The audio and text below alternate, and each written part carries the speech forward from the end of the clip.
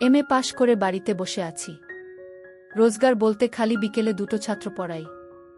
হঠাৎ করে একদিন কলকাতা থেকে আমার এক দুঃসম্পর্কের মামা মাকে ফোন করে খোঁজখবর নিতে গিয়ে জানতে পারল যে আমি চাকরি না পেয়ে বেকার হয়ে বাড়িতে বসে আছি আর হতাশায় ভুগছি। মামা মাকে প্রস্তাব দিল, সাগর যখন কোনো কাজকর্ম করে না তখন আমার কাছে পাঠিয়ে দে, ও আমাকে ব্যবসায় সাহায্য করবে। আমার একটা বিশ্বাসী লোক দরকার। সাগরকে বিশেষ কিছু করতে হবে না, খালি আমার কর্মচারীদের উপর নজর রাখবে। আমি সব দিক একা সামলাই আর সেই সুযোগে অনেকে ফাঁকি মারে। সাগর এলে ওদের ফাঁকি মারা বন্ধ হয়ে যাবে। ও অফিস সামলালে আমিও ঠিকমতো অন্য সব দিক দেখতে পারব, ব্যবসাটাকে বাড়াতে পারব। মা অমনি সানন্দে রাজি হয়ে গেল। উত্তম মামার কোনো ছেলে নেই, একটাই মেয়ে। বছর 3 আগে সে উচ্চমাধ্যমিক পাশ করার পর এক অনাবাসী ভারতীয়ের সাথে 3 মাস ইন্টারনেটে প্রেম করে তারপর বিয়ে করেছে। এখন আমেরিকায় থাকে। মা আমাকে ডেকে বলল, তুই কলকাতায় চলে যা, উত্তমের কাছে গিয়ে থাক, ওকে ওর ব্যবসায় সাহায্য কর। জানিস তো ওর পরিবহনের ব্যবসা আছে, নতুন ব্যবসা, তবে মস্ত বড়, প্রচুর লাভ। ওরা খুব বড় লোক, অগাধ টাকা। তোর কোনো কষ্ট হবে না, খুব যত্নে থাকবি। পরদিন আমি কলকাতায় চলে এলাম। অনেকদিন বাদে উত্তম মামার বাড়িতে এলাম। শেষ এসেছিলাম মামাত বোনের বিয়েতে। সেই সময় 1 সপ্তাহ কাটিয়ে গেছিলাম। তখন মামা চাকরি করত। আমি বাড়ি ফিরে যাবার মাস 6 বাদেই শুনলাম মামা চাকরি থেকে স্বেচ্ছা অবসর গ্রহণ করে পরিবহনের ব্যবসা শুরু করেছে। এই 2.5 বছরে প্রচুর পয়সা রোজগার করেছে। মামার বাড়ি গিয়ে তাই আমার তাক লেগে গেল। একতলা বাড়িটা 3 তলা হয়ে গেছে। পুরোটাই মার্বেল ফ্লোরিং আর প্যারিস করা। জানলা দরজা সব সেগুন কাঠের, বাইরেটাও সাদা রং করা। একতলায় 3টে ঘর ছিল, তাদের মধ্যে 2টোকে ভেঙে বড় একটা ড্রয়িং রুম করা হয়েছে। তৃতীয় ঘরটাকে গেস্ট রুম করে দেওয়া হয়েছে। পাশের রান্নাঘর আর বাথরুমটাকে জোড়া দিয়ে একটা বিরাট বাচাঘর করা হয়েছে। দোতলা আর 3 তলা পুরো নতুন। দোতলায় সামনের দিকে একটা টানা ঝুল বারান্দা। বারান্দা পেরোলেই 2টো বড় বড় বেডরুম। 2টোর সাথেই সংলগ্ন বাচাঘর আছে। দোতলা আর একটা ঘর আছে, সেটাকে মনে হয় রিডিং রুম হিসেবে ব্যবহার করা হয়। ঘরের ভেতরে একটা বড় বই রাখার আলমারি ছাড়াও একটা বিরাট মনিটর সমেত কম্পিউটার রাখা। দোতলায় একটা মস্ত বড় রান্নাঘরও রয়েছে। 3 তলাটা একটু অদ্ভুত। প্রথমত প্রাচীর তুলে পুরোটা ঘেরা হয়নি। সামনের দিকে প্রায় 12 ফুটের মতো জায়গা ছেড়ে রাখা হয়েছে। অবশ্য অনাচ্ছাদিত জায়গাটাকে 3 পাশে লোহার রেলিং দিয়ে ঘিরে রাখা হয়েছে। বাকি ছাদের তলায় সম্পূর্ণ জায়গাটাকেই একটা বিশাল বড় হোলঘরে পরিণত করা হয়েছে। হোলঘরের একদিকে রয়েছে বিশাল একটা এলসিডি টিভি আর একটা মিউজিক সিস্টেম, আর ঠিক তার বিপরীত দেওয়ালে 2টো গদিওয়ালা দামি বড় সোফা আর একই সেটের 2টো গদিওয়ালা বড় চেয়ার রাখা। মামার বাড়ির প্রতিটা ঘরে এসি লাগানো, এমনকি হোলঘরটাও বাদ যায়নি। বিশাল বড় বলে ওটাতে তো 2টো এসি লাগানো রয়েছে। এছাড়াও উত্তম মামার 2টো ব্যক্তিগত গাড়ি আছে, 2টোই খুব দামি। একটা মামি ব্যবহার করে। মামি গাড়ি চালাতে পারে না বলে মামা একটা গার্ডওয়ান রেখেছে। বাড়িতে 3টে চাকর, 2টো ঠিকে ঝি আর একটা দিনরাতের কাজের মেয়ে। গোটা বাড়িটা ধনাঢ্যতার আলোতে ঝলমল করছে। মামার এত রমরমা দেখে আমার মনটা ঈর্ষা ভরে উঠল। উত্তম মামা মাত্র 2 বছর ব্যবসা করে এমন একটা পেল্লায় বাড়ি বানিয়ে ফেলল, আর আমার বাবা সারাটা জীবন কেরানিগিরি করেও সরকারি অফিস কোয়ার্টার থেকে বেরোতে পারল না। মামার বাড়ি পৌঁছে প্রথমেই আমি মামার পা ছুঁয়ে প্রণাম করলাম। কলকাতা শহরে আজকাল ছোটদের কাছ থেকে প্রণাম পাওয়াটা বড় দুর্লভ। তাই মামা বেশ সুন্দরভাবে আমাকে স্বাগত জানাল। আর আয়, ভেতরে ঢোক, ওসব প্রণাম টোনাম পরে করবি, আগে একটু জিডিয়ে নে। অনেকদিন বাদে এলি, বাড়িটা চিনতে কোনো কষ্ট হয়নি তো? কতদিন পর তোকে দেখলাম। কেমন আছিস তুই? আমি ভালো আছি মামা, তুমি কেমন আছো? তোমার ব্যবসা কেমন চলছে? ব্যবসা? সেই জন্যই তো তোকে ডেকে নিয়ে এলাম। ব্যবসাটাকে বাড়াতে চাই বুঝলি, কিন্তু গাড়ির ব্যবসাতে অনেক কাজ, সবসময় এটা সেটা লেগেই থাকে। আমাকে চারদিক একা সামলাতে হয়। কিন্তু এত বড় একটা ব্যবসা কি আর একা সামলানো যায়? তুই বল। তাই তো তোর মাকে বললাম যে তোকে পাঠিয়ে দিতে। তুই আমাকে একটু সাহায্য করবি। তেমন কোনো কষ্টকর কাজ না, শুধু আমার ফাঁকিবাজ কর্মচারীগুলোর উপর নজরদারি রাখা, যাতে ওরা ফাঁকি মারতে না পারে। তুই ওদের উপর নজর রাখলে আমি একটু নিশ্চিন্ত মনে ক্লায়েন্টদের সাথে কারবার করতে যেতে পারব। যেদিন ক্লায়েন্টদের সাথে আমার মিটিং থাকে সেদিন আমার কর্মচারীরা কাজে বড় বেশি ঢিলে দেয়া, তাতে ব্যবসার বড় ক্ষতি হয়। এবারে তুই এসে গেছিস, তুই এবার থেকে লক্ষ্য রাখবি যাতে ওরা আর 1 মিনিটের জন্য ফাঁকি দিতে না পারে। কি রে, পারবি তো? হ্যাঁ মামা, খুব পারব। এ আর এমন কি শক্ত কাজ, তুমি নিশ্চিন্তে থাকো। তা মামা, মামি কই? মামিকে দেখছি না। তোর মামি একটু বেরিয়েছে, সময় হয়ে এলো, এই এক্ষুনি এসে পড়বে। বলতে বলতেই মামি এসে পড়ল। মামিকে দেখে আমি হা হয়ে গেলাম। অতিরিক্ত সুখে থাকার পরিচয়। মামি এমনিতেই খুব সুন্দরী, তার উপর গায়ের গতি দ্বিগুণ বেড়ে যাওয়ায় রূপ আরও খুলেছে। সাজসজ্জার ধরনধারণও অনেক পাল্টে ফেলেছে। শাড়ি পরেছে, তবে ডিজাইনার। মামির ছিনাল রূপ মামার ঝকঝকে 3 তলা বাড়ির থেকে অনেক বেশি আকর্ষণীয়। আমার জিভে জল চলে এলো। ভেবে পেলাম না মামিকে এমন পোশাকে বাইরে বেরোতে মামা কি করে অনুমতি দিল। মামাদের রকমস্কম খুবই পাল্টে গেছে, ওরা অতিরিক্ত আধুনিক হয়ে উঠেছে। বুঝলাম এ বাড়িতে থাকতে হলে আমাকেও ওদের সাথে তালে তাল মিলিয়ে চলতে হবে। অতি তাড়াতাড়ি কলকাতার অত্যাধুনিক সংস্কৃতির সাথে মানিয়ে নিতে হবে। মামারা এখন সমাজের উঁচু মহলের বাসিন্দা। সেই উচ্চ মহলে চলতে ফিরতে হলে নিজেকে খুব দ্রুত ওদের উপযোগী করে তুলতে হবে। মামি ঢুকতেই আমি হাসি মুখে প্রশ্ন করলাম, কেমন আছো মামি?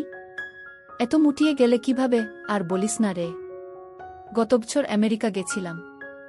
ওখানকার জলহাওয়া এত ভালো, এতই তাজা যে 2 মাসেই মোটা হয়ে গেছি। তুই কেমন আছিস? তোকে দেখেও তো মনে হচ্ছে তুই বেশ ওয়েট পুট অন করেছিস। বাড়িতে বসে থাকলে সবার গায়েই মাংস লেগে যায় মামি। হি হি, তা ভালোই হয়েছে। ওয়েট গেইন করে তোর চেহারাটা অনেক খুলেছে। তুই রেস্ট নে, আমি একটু ফ্রেশ হয়ে আসি। মামি ঠিকই বলেছে। কলেজে পড়ার সময় থেকে আমি আবার খুব স্বাস্থ্য সচেতন হয়ে পড়ি। জিমে ভর্তি হই। একটা সময় নিয়মিত 2-3 ঘন্টা করে জিম করতাম। এখন রোজ যোগ ব্যায়াম করি, পাওয়ার যোগা। আজকাল যোগের এই নতুন ধরনটা খুব চলছে। তবে জিমের অভ্যাসটা ছাড়তে পারিনি। আমার কিছু লোহার সরঞ্জাম রয়েছে, বারবেল ডাম্বেল জাতীয়। সেগুলো দিয়ে বাড়িতেই একটু বুক হাত পা মেরে নি। ওইসব মেরে মেরে আর পাওয়ার যোগা করে করে চেহারাটা বেশ শক্তপোক্ত বানিয়ে ফেলেছি, যাকে বলে পুরোপুরি পেশিবহুল শরীর। মা মজা করে বলে দৈত্য। তবে মজার মধ্যে একটা চাপা গর্ববোধ লুকিয়ে আছে। এই দেহটাকে নিয়ে আমারও গর্ব কিছু কম নয়। এই বলিষ্ঠ দেহের জন্য এলাকার সকল মেজমহিলারা আমাকে খুব পছন্দ করে। শরীর বানানোর পর অনেকের সাথে আমি প্রেম করেছি। কয়েকজনের সাথে তো আমি রীতিমতো গভীর সম্পর্কে জড়িয়ে পড়ি।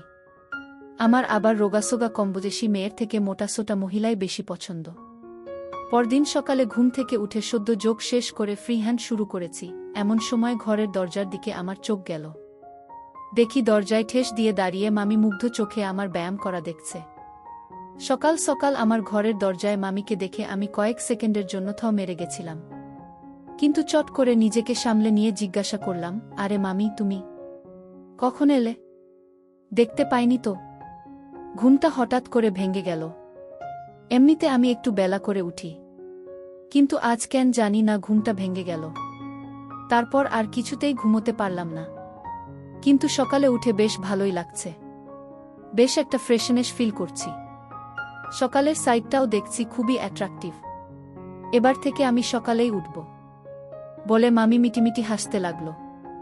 আমার সন্দেহ হলো সকালবেলার সুন্দর দৃশ্যের কথাটা আমাকে লক্ষ্য করেই বলা হয়েছে। ইঙ্গিতটা যে আমি ধরে ফেলেছি সেটা মামিকে বুঝতে দিলাম না। ভালো মানুষের মতো বললাম, ঠিক বলেছ। সকালে উঠলে শরীর ও মন দুটোই বেশ তরতাজা থাকে। সেটা তোকে দেখে বেশ বোঝা যায়। দারুণ বডি বানিয়েছিস। আমাকে কয়েকটা ব্যায়াম শিখিয়ে দে না। আমি তো খুব মোটা হয়ে গেছি। একটু ব্যায়াম করলে হয়তো কিছুটা ঝরবে। এত সহজে মামিকে এভাবে একান্তে পেয়ে যাব সেটা কল্পনাও করতে পারিনি। গতরাতে মামির স্বপ্ন দেখেছি। এখন ভোরে উঠেই মামির দর্শন, তাও আবার এমন অর্ধপরিহিত অবস্থায়। এমন শোনার সুযোগ নষ্ট করার বান্দা আমি নই। সানন্দে রাজি হয়ে গেলাম। ঠিক আছে, শেখাবো। তুমি যখন শিখতে চাইছো আমি না শিখিয়ে পারি। আমার কথায় মামি খুশি হল। তা তুমি দরজার কাছে দাঁড়িয়ে আছো কেন? ভেতরে আসো। মামি ঘরে এসে বিছানায় বসল। প্রথমে তোমাকে সহজ কিছু শেখাই। আমি তোমাকে পদ্মাসন করে দেখাচ্ছি। ভালো করে লক্ষ্য করবে। তারপর আমি যেমনটি করেছি ঠিক তেমনটি করার চেষ্টা করবে। ঠিক আছে? ওকে। আমি মেঝেতে বসে পদ্মাসন করে দেখালাম। ঠিক করে দেখেছ তো কিভাবে করলাম? হ্যাঁ, দেখেছি। তাহলে এবার তুমি চেষ্টা করো। আচ্ছা, করছি। মামি বিছানা থেকে নেমে আমার পাশে এসে মেঝেতে বসল। মামির পা দেখে আমার দেখে মনে হলো মুরগির ঠ্যাঙ্গের থেকেও ও দুটো খেতে অনেক বেশি সুস্বাদু হবে। মামি আমাকে নকল করে তার ডান পাটা বা পায়ের উপর রেখে বা পাটা ডান পায়ের উপর রাখার চেষ্টা করল। কিন্তু 4-5 বার চেষ্টা করেও পারল না। মামির পা দুটো অনেক বেশি মোটা।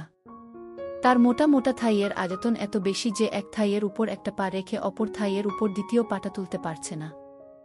আরও 4-5 বার চেষ্টা করার পর মামি আমার দিকে অসহায় দৃষ্টিতে তাকাল। আমি পাশে বসে বসে দেখছি মামি এর মধ্যেই খুব ঘেমে গেছে। মামির মোটা মোটা হাত পাগুলোও ঘেমে গিয়ে আরও উজ্জ্বল হয়ে উঠেছে। দেখে আমার গরম হয়ে গেল। কিন্তু আমার মুখে কোনো কিছুর অভিব্যক্তি ফুটল না। নিরুত্তাপভাবে মামিকে বললাম, চেষ্টা চালিয়ে যাও। ঠিক পারবে। মামি আবার চেষ্টা করল। কিন্তু বৃথা চেষ্টা। মামি এবার তার সিধে রাখতে পারল না। আসন করতে গিয়ে সামনের দিকে ঝুঁকে পড়ল। এত পরিশ্রমের ফলে মামি দরদর করে ঘেমেই চলেছে।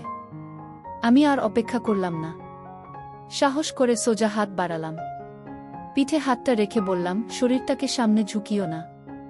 আবার চেষ্টা করো। তোর মতো করে করার কত ট্রাই করছি, কিন্তু কিছুতেই করতে পারছি না। তুই প্লিজ একটু হেল্প কর না। ঠিক আছে। তুমি এমনি হাঁটু মুড়ে বসো, কিন্তু শরীর সিধে রাখবে। একদম ঝুঁকবে না। শরীরটাকে সোজা রাখাই এই ব্যায়ামের সবথেকে বেশি দরকার। মামি হাঁটু ভাঁজ করে নিল। আমি আমার ডান হাতটা মামির বাঁ কাঁধে রেখে মামিকে পিছন দিকে চাপ দিলাম, যাতে করে মামি তার দেহটাকে সোজা রাখতে পারে। মামিরও খুব ভালো লাগছে। তার মুখ থেকে এর মধ্যে একটা কথাও বেরোয়নি। কিন্তু এভাবে আর কতক্ষণ? আমি অধীর হয়ে উঠলাম। কি হলো মামি? শরীরটাকে সোজা রাখতে কষ্ট হচ্ছে? আরও চেষ্টা করো। মামিকে সাহায্য করতে আমার খুব ভালো লাগছিল। কিন্তু ভাগ্য পুরোপুরি সহায় হল না। খুব বেশিক্ষণ সুযোগ পেলাম না। 2-3 মিনিট বাদেই আচমকা পাশের বেডরুম থেকে খকখক শব্দ ভেসে এলো। মামা ঘুমের মধ্যে কাশছে। মামার কাশির আওয়াজ শুনে ধরা মামি তৎক্ষণাৎ ধরমট করে উঠে দাঁড়াল। আমিও তার সাথে সাথে উঠে দাঁড়ালাম। ততক্ষণে মামি নিজেকে সামলে নিয়েছে। তার মুখে দুষ্টু হাসিটা ফিরে এসেছে। আজ আর শিখতে পারব না। তোর মামা এক্ষুনি উঠে পড়বে। উঠেই তাড়া লাগাবে। আজ তুই তো তোর মামার সাথে অফিস যাবি। আমি কাল আরও একটু সকাল সকাল উঠে তোর কাছে ব্যায়াম শিখতে আসব। তুই কাল তাড়াতাড়ি উঠে পড়িস। কথাটা বলে মামি তাড়াহুড়ো করে ঘর ছেড়ে বেরিয়ে গেল। আমিও আর দেরি না করে আমার ঘরের সংলগ্ন বাচ্চাঘরে ঢুকে পড়লাম। এখনই একটা ছোট্ট কাজ সারার ভীষণ প্রয়োজন।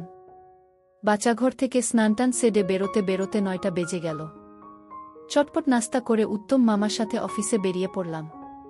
কাছেই অফিস। গাড়িতে মিনিট 10 লাগল। সত্যি সত্যি অফিসে আমাকে বিশেষ কিছুই করতে হলো না। কেবল ঘুরে ঘুরে অফিসের স্টাফেদের উপর নজর রাখা আর মাঝে মধ্যে টেলিফোন ধরা। আমি পরিবহনের কাজের কিছু জানি না, তাই ফোনগুলো শেষমেশ সব মামাকেই হস্তান্তরিত করে দিলাম। তবুও তাড়াহুড়োর মাঝে 1 মিনিটের জন্য হলেও টেলিফোন ধরে মামার সময় কিছুটা বাঁচাতে লাগলাম। কাজকর্মে আমার স্বতঃস্ফূর্ততা দেখে মামা খুবই প্রভাবিত হল। ভালো কাজের পুরস্কার হিসাবে আমাকে আজ কোনো ভালো রেস্তোরাঁ ডিনার খাওয়াবে বলে কথা দিল। বিকেলের দিকে চাপ কমে গেল। আমি আর মামা সন্ধ্যা 7টার মধ্যে বাড়ি ফিরে এলাম। বাইরে ডিনার করার কথা মামা মামিকে আগেই জানিয়ে দিয়েছিল।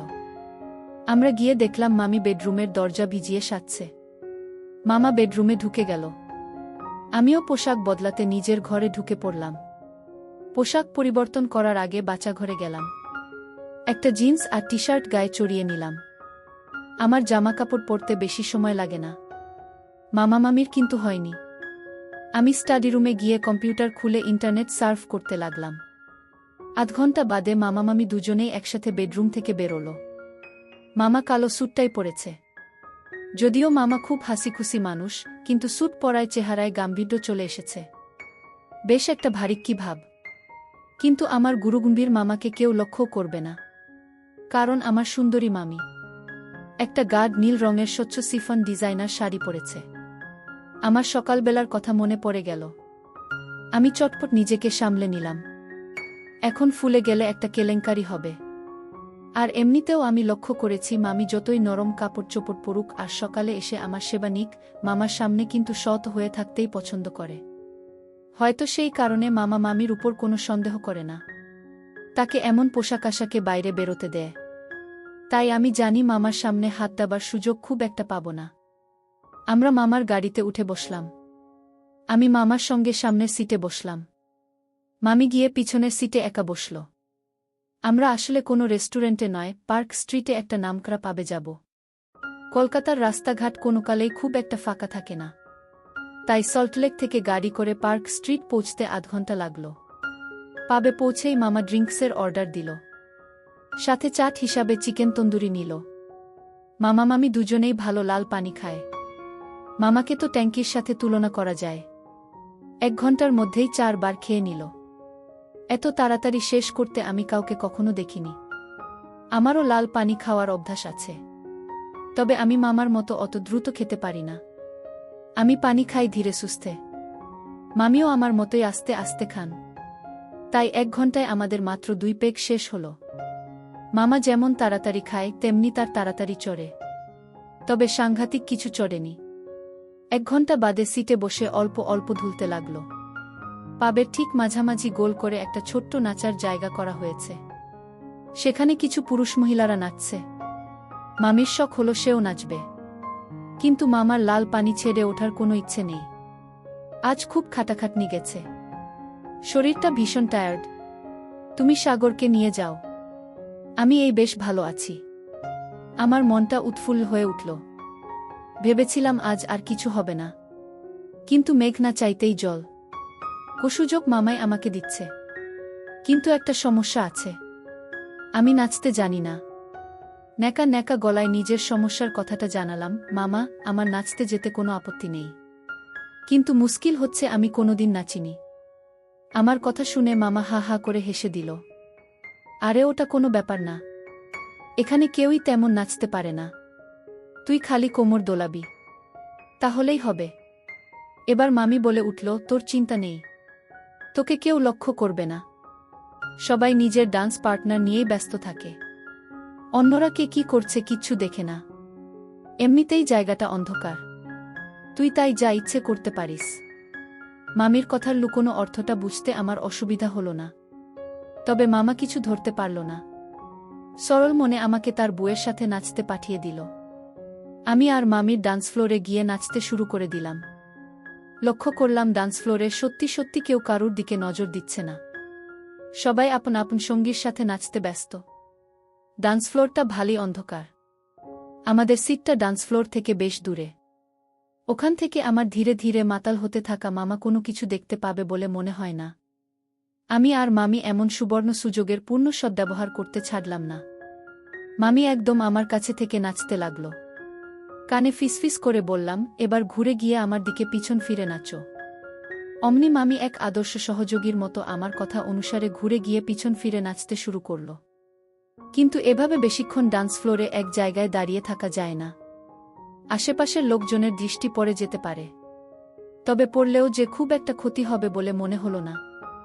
ডান্স ফ্লোরে প্রায় সবাই দেখলাম নিজের নিজের পার্টনারের সাথে ঘনিষ্ঠভাবে নাচছে, তবে কেউই আমাদের মতো এত এনজয় করছে না। তাই আমরা ঝুঁকি নিলাম না। সারা ডান্স ফ্লোরটা ঘুরতে লাগলাম। মিনিট 10 এক জায়গায় দাঁড়াই, তারপর বেশিক্ষণ হয়ে গেলেই জায়গাটা ছেড়ে দিয়ে অন্য একটা জায়গায় গিয়ে দাঁড়িয়ে পড়ি। আবার সেখানেও বেশিক্ষণ হলে পর আমরা অন্য কোথাও গিয়ে দাঁড়াই আর এনজয় করি। এভাবে প্রায় 1 ঘন্টা ধরে আমি আর মামি সারা ডান্স ফ্লোরটা ঘুরে ঘুরে এনজয় করে গেলাম। 1 ঘন্টা বাদে আমরা আমাদের টেবিলে ফিরে গেলাম। গিয়ে দেখলাম মামা তাল হয়ে সিটে বসে ঢুলছে। আমাদের অনুপস্থিতির সুযোগ নিয়ে আরও 6 বার লাল পানি গলাধ্যকরণ করেছে। আমি আর মামি সিটে বসলাম। ডান্স ফ্লোরে ভিড়ের মধ্যে এতক্ষণ ধরে হুটোপাটি করে দুজনেই বেশ ঘেমে গেছি। মামি কিছুটা হাঁফিয়ে গেছে, বড় বড় নিঃশ্বাস টানছে। দুজনেরই পিপাসা পেয়ে গেছিল, তাই আরও 2 গ্লাস লাল পানি খাওয়া হলো। মামাও খেল। এত খেয়ে মামা প্রায় বেহুশ হয়ে পড়ল। আমার চিন্তা হচ্ছিল যে এই অবস্থায় মামা তো গাড়ি চালাতে পারবে না, তাহলে বাড়ি যাব কিসে? মামি মুশকিল আসান করে দিল, তোর মামা আর ড্রাইভ করার অবস্থায় নেই, ডিনারের পর ট্যাক্সি ধরতে হবে। মামি চাইনিজ অর্ডার দিল। আমরা ধীরেসুস্থে খেয়ে দিয়ে যখন পাব থেকে বেরোলাম তখন রাত 11টা বেজে গেছে। ট্যাক্সি পেতে সমস্যা হলো না, পাবের সামনেই একটা দাঁড়িয়ে ছিল। আমরা সেটাতে উঠে 11:30টার মধ্যেই বাড়ি চলে এলাম। দিনরাতের কাজের লোকটা এসে দরজা খুলে দিল। আমি আর ট্যাক্সি চালক মিলে ধরাধরি করে আমার বেহুশ মামাকে একতলার ড্রয়িং রুমের সোফাতে এনে শুয়ে দিলাম। সোফায় তার দেহটা রাখতেই মামা নাক ডাকতে আরম্ভ করল। মামি ট্যাক্সি চালককে অশেষ ধন্যবাদের সাথে সাথে 100 টাকা বকশিস দিল। ট্যাক্সি চালক সেলাম জানিয়ে চলে গেল। মামি তার বরের দিকে করুণার দৃষ্টিতে তাকিয়ে আমাকে উদ্দেশ্য করে বলল, আজকের রাতটা তোর মামা এই ঘরেই কাটাক বুঝলি। এই অবস্থায় ওকে আর দোতলায় তুলে কাজ নেই। আমিও মামির কথায় সায় দিলাম। ঠিক বলেছ, আজ মামা এখানেই ঘুমুক। একটা তো রাতের ব্যাপার, এখন দোতলায় তুলতে গেলে মামার কাঁচা ঘুম ভেঙে যেতে পারে। চল তাহলে আমরা উপরে গিয়ে শুয়ে পড়ি, অনেক রাত হলো। তুই আজ আমার সাথেই আয়, আমার একা একা শুলে আবার ঘুম আসে না। ভোর হলে তোর নিজের ঘরে চলে যাস। মামির কথা শুনে আনন্দে আমার মনটা নেচে উঠল, টনটন করে উঠল। নিজের ভাগ্যকেই বিশ্বাস করতে পারলাম না, কিন্তু কাজের লোকটার চোখে ধুলো দিতে হবে। মনের উৎফুল্লতা যথাসাধ্য চেপে নির্স্কণ্ঠে বললাম, তুমি যখন চাইছ তখন চলো যায়। ঘুরে ফিরে এসে একটু না ঘুমালে তোমার শরীর খারাপ হয়ে যেতে পারে। একা একা শুতে গিয়ে মিছিমিছি ঘুম নষ্ট করে লাভ নেই। তাহলে চল, তোর মামা এখানে শান্তিতে ঘুমুক, আমরাও উপরে গিয়ে একটু রেস্ট নিই। আমার খুব টায়ার্ড লাগছে, গাটা ভীষণ ম্যাজম্যাজ করছে। চলো, আমি ঘরে গিয়ে তোমাকে ভালো করে ম্যাসাজ করে দিচ্ছি। ভালো করে ম্যাসাজ করলেই তোমার ম্যাজম্যাজ ভাব কেটে যাবে। ঠিক বলেছিস, ম্যাসাজ করলেই শরীরটা ভালো লাগবে। তাহলে চল, আর দেরি করে কাজ নেই, চলো। অভিনয়টা নিপুণ হলো। দুর্ভাগ্যক্রমে যদি কাজের লোকটা বেডরুম থেকে কোনো শব্দ শুনতে পায়, তাহলে সে ভাববে আমি জোরে ম্যাসাজ করায় মামি বুঝি আর্তনাদ করছে। তার মনে তেমন কোনো সন্দেহ জাগবে না। বেডরুমে ঢুকে মামি ধপ করে বিছানায় দেহ ফেলে দিল। আমার দিকে তাকিয়ে মুচকি মুচকি হাসতে লাগল। দরজায় খিল দিয়ে আমি ক্ষুধার্ত শিকারীর মতো মামির দিকে এগিয়ে গেলাম। পরদিন ভোর হতে না হতেই আমি মামির বেডরুম ছেড়ে আমার ঘরে চলে এলাম। ঘুম এলো না, তাই যোগ ব্যায়াম করতে আরম্ভ করলাম। গা ঘামাতে ঘামাতে কখন যে 8টা বেজে গেল টের পাইনি। মামার গলা খাকরানি শুনে দরজার দিকে চেয়ে দেখলাম আমার ঘরের দোরে মামা মুখটাকে কাচুমাচু করে দাঁড়িয়ে আছে। আমি তাকাতেই মামা আমতা আমতা করে বলল, তুই উঠে গেছিস বাবা? হ্যাঁ মামা, অনেকক্ষণ। তা বেশ বেশ, সকাল সকাল ওঠা ভালো, শরীরটা চনমনে থাকে। হ্যাঁ মামা। মামা কিছু একটা বলতে চায়, কিন্তু কিসের কারণে কথাটা বলতে তার বাধো বাধো ঠেকছে। আমি প্রশ্নালু চোখে মামার দিকে তাকালাম। মামা গলা খাকরে নিচু স্বরে বলল, কালকে একটু বেশিই খেয়ে ফেলেছিলাম। তোদের মনে হয় খুব প্রবলেমে পড়তে হয়েছিল। মামা গতকাল রাতের ঘটনার কথা জানতে চায়। গতকাল লাল পানি খেয়ে বেহুশ হয়ে যাওয়ার জন্য হয়তো তার নিজেকে অপরাধী মনে হচ্ছে। আমার মনে হলো তাকে কিছুটা হালকা করে দেওয়া দরকার, এতে করে আমার লাভও আছে। তাকে ভরসা জোগালে মামা আমার উপর নির্ভর করা শুরু করবে। তালরা খুব চট করে অপরকে ভরসা করে। বাইরে থেকে যেমনই লাগুক, মামা আসলে কিছুটা দুর্বল চরিত্রের মানুষ।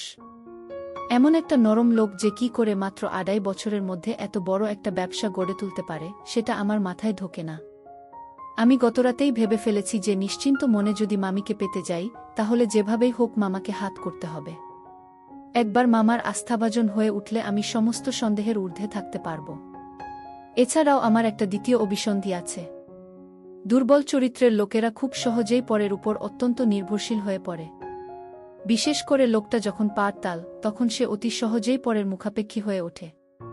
একটু চাপে পড়লেই পরের কাছে উদ্ধারের সন্ধান খোঁজে। একবার মামা আমার উপর নির্ভর করতে আরম্ভ করলে তার আর আমাকে ছাড়া চলবে না। সব কাজেই আমার পরামর্শ নিতে চাইবে। মামার বিশ্বাসের সুযোগ নিয়ে তখন আমি যা ইচ্ছে তাই করতে পারব। রানী আর রাজত্ব দুটোই আমার কবজায় চলে আসবে। একদিকে মামিকে নিশ্চিন্তে পাব আর অন্যদিকে মামার ব্যবসাটাকেও হাত করার সুযোগ থাকবে। মামা যদি নিজেকে অপরাধী মনে করে লাল পানি খাওয়া কমিয়ে দেয় তাহলে আমি মুশকিলে পড়ে যাব। আমার পরিকল্পনাটা পুরো জলে চলে যাবে। আমি বাঁধ বসাবার বন্দোবস্ত করলাম। গলায় এক বোতল মধু ঢেলে মামাকে আশ্বাস দিলাম, ও কিছু নয় মামা, তুমি ফালতু টেনশন করছো। আমাদের কোনো কষ্টই হয়নি, শুধু তুমি গাড়ি চালাতে পারবে না বলে ট্যাক্সি করতে হয়েছিল। তবে পার্ক স্ট্রিটে ট্যাক্সি পেতে কোনো অসুবিধেই হয়নি, হাতের কাছেই দাঁড়িয়েছিল। কিন্তু আমি তো মনে হয় ভালো করে হাঁটতেও পাচ্ছিলাম না। তোরা আমাকে বাড়ির ভিতর আনলি কিভাবে? আমি আনলাম। ট্যাক্সি থেকে তোমাকে তুলে সোজা একতলার ড্রয়িং রুমে এনে সোফাতে শুইয়ে দিয়েছিলাম। বাপরে, তোর গায়ে তো সাংঘাতিক জোর। ও কিছু নয় মামা, রোজ একটু ব্যায়াম করি তো, ভারী ভারী ওজন তোলার অভ্যাস আছে, তাই তোমাকে সহজেই তুলতে পেরেছিলাম। খুব ভালো। মামা আমার দৈহিক শক্তির নমুনা শুনে বেশ খুশি হয়ে গেল। কিন্তু তার অস্বস্তিটা সম্পূর্ণ দূর হল না, কারণ অবশ্যই মামি। মামা এবারে মামির কথা তুল। তোর মামি নিশ্চয়ই খুব রেগে গেছিল। মামা নিজের অজান্তে আমার হাতে ব্রহ্মাস্ত্র তুলে দিল। আমি এর অপেক্ষাতেই ছিলাম। মামির কথা তুলতেই আমি মামার দিকে তাকিয়ে দাঁত বের করে হাসলাম। তুমি মিছে চিন্তা করছো মামা। মামি কিছুটা রেগে গেছিল বটে, কিন্তু আমি সামলে দিয়েছি। আমি মামিকে বলেছি যে মামা অসম্ভব খাটাখাটনি করে, তাই একটু বেশি খায়। এত খাটার পর যে কেউ দুপাত্তর বেশি চড়িয়ে ফেলবে। তার উপর আমরা নাচতে চলে গেছিলাম আর মামা একা বসে বসে বোর হচ্ছিল, তাই একটু বেশি খেয়ে ফেলেছে। মামি খুব বুদ্ধিমতী, আমার কথা বুঝেছে। তোমার উপর একদম রাগ করে নেই। মামার সন্দেহ তবু গেল না। তুই সত্যি বলছিস? আমি এবারে গলায় দৃঢ়তা এনে বললাম, তোমাকে শুধু শুধু মিথ্যে বলতে যাব কেন? তোমাকে মিথ্যে বললে ভগবান আমার উপর চটে যাবেন। আমি আজ তোমাকে বলছি মামা, আমি তোমাকে ভীষণ শ্রদ্ধা করি। তুমি কত বড় পরোপকারী মানুষ। আমাকে নিজের বাড়িতে নিয়ে এসে ব্যবসাতে ঢুকিয়েছ, বেকার ভাগ্নেকে একটা কাজ দিয়েছ। তোমার মতো মানুষ আজকাল আর দেখা যায় না। তুমি মহান। তোমার বিশ্বাস যে ভাঙবে সে নরকেও স্থান পাবে না। তোমাকে যে ঠকাবে সে সবার ঘেন্নার পাত্র হবে। আমি কারুর ঘৃণা পেতে চাই না, আমি শুধু তোমার ভালোবাসা পেতে চাই। ভগবানের কাছে শুধু এতটুকুই আমার প্রার্থনা, যেন তোমার বিশ্বাসের সম্মান আমি চিরদিন রাখতে পারি। বলতে বলতে এমন ভাব করলাম যেন আমার গলা ধরে আসছে। আমার অভিনয় এতটাই নিখুঁত হলো যে মামা বিচলিত হয়ে উঠল। আচ্ছা আচ্ছা, ঠিক আছে, তুই আমাকে এত সম্মান করিস জেনে আমি খুব খুশি হলাম। তুই তাড়াতাড়ি তৈরি হয়ে নে, আজ একটা জরুরি ক্লায়েন্ট মিটিং আছে। ভাবছি তোকে সঙ্গে নিয়ে যাব। তুই ব্যবসা সম্পর্কে অনেক কিছু শিখতে পারবি। তুই ভালো করে ব্যবসাটা জেনে গেলে তোর উপর কিছুটা দায়িত্ব চাপিয়ে আমি একটু হালকা হতে চাই। কি রে, মামার ঘাড়ের বোঝাটা কিছু কম করে দিতে পারবি না? মামার কথায় আমার মনটা খুশ হয়ে গেল। এর মধ্যেই আমার পরিকল্পনাটা সফল হতে শুরু করেছে। আমি উৎসাহের সাথে বললাম, খুব পারবো মামা, তুমি শেখালে আমি সবকিছু শিখে ফেলব। মামা চলে যাওয়ার পর আমি বাচ্চা ঘরে ঢুকে চটপট স্নান সেরে ফেললাম। ব্রেকফাস্ট করতে খাওয়ার টেবিলে গিয়ে দেখি মামি ঘুম থেকে উঠে পড়েছে। মামিকে দেখে বোঝা যাচ্ছে না যে গতকাল রাতে মামি আমার কাছে সেবা নিয়েছে। গতরাতের সেই ছিনাল ভাবখানা আজ সকালে উধাও। এখন মামির মুখচোখ একদম স্বাভাবিক। আমাকে দেখে মিটিমিটি হাসল। আমিও দাঁত বের করে একটু হেসে দিলাম। এই বাড়িতে খাওয়ার সময় কেউ বিশেষ কথা বলে না। আমি চুপচাপ ব্রেকফাস্ট শেষ করে মামার সাথে বেরিয়ে পড়লাম। ক্লায়েন্ট মিটিংটা বড় লম্বা টানল। শেষ হতে হতে সন্ধে গড়িয়ে গেল। মিটিং মাত্রই খুব বিরক্তিকর হয়, সুতরাং এত লম্বা একটা মিটিং সেডে আমি আর মামা দুজনেই কিছুটা বেদম হয়ে পড়লাম। তবে মিটিং শেষে আমাদের একটা বড় ফায়দা হলো। ক্লায়েন্ট কথা দিল যে একটা নতুন ডিল সই করা হবে। নতুন ডিল হলে আমাদের লাভের পরিমাণ বেশ কিছুটা বেড়ে যাবে। মামা উৎফুল্ল হয়ে আমাকে বলল, এমন একটা ভালো ডিল করার পর একটু সেলিব্রেট করা উচিত। চল আজকেও ডিনারটা বাইরেই সারি। মামা মামিকে ফোন করে পার্ক স্ট্রিটে আসতে বলে দিল।